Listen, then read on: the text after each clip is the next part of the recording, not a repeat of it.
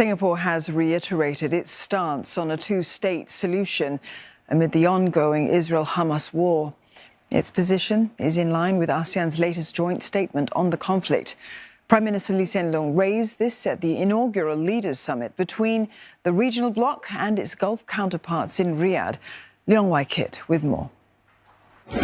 Widespread destruction, rising death toll, high tensions. The October 7 attacks on Israel by Hamas have sparked a war, a conflict that has far-reaching implications. For one, it's overshadowed the first ever talks between ASEAN leaders and their Gulf counterparts. The GCC, short for Gulf Cooperation Council, established ties with the Southeast Asian bloc in 1990. The council comprises Saudi Arabia, United Arab Emirates, Qatar, Kuwait, Oman and Bahrain.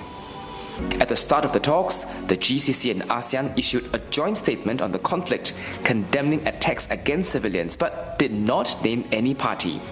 ASEAN's separate statement didn't single out anyone too. It did, however, stress the bloc's support for a two-state solution. But there are diverse views among ASEAN member states. Malaysia, for instance, has voiced support for the Palestinian territories. It says it has a relationship with Hamas as a policy. Singapore, on the other hand, has called out both parties. It's strongly condemned the attack by Hamas and urged Israel to follow international laws even if it has a right to defend itself. Mr. Lee said the way different countries express their views will not be the same. But to the extent that there is a consensus, it's expressed in the ASEAN statement, and I think that it's helpful to have such a stand. But at the same time, we have to understand we have different perspectives, and well, we get along and respect one another's perspectives and also respect one another. Closer to home, Mr. Lee said stories from the conflict have affected many Singaporeans. And particularly, I think the Muslim population in Singapore are very agitated about it because there's a certain feeling of empathy and compassion, particularly closely felt for the Palestinian cause. And it's completely understandable. And it's something which we have to take into account to explain that this is what the government also understands and expresses.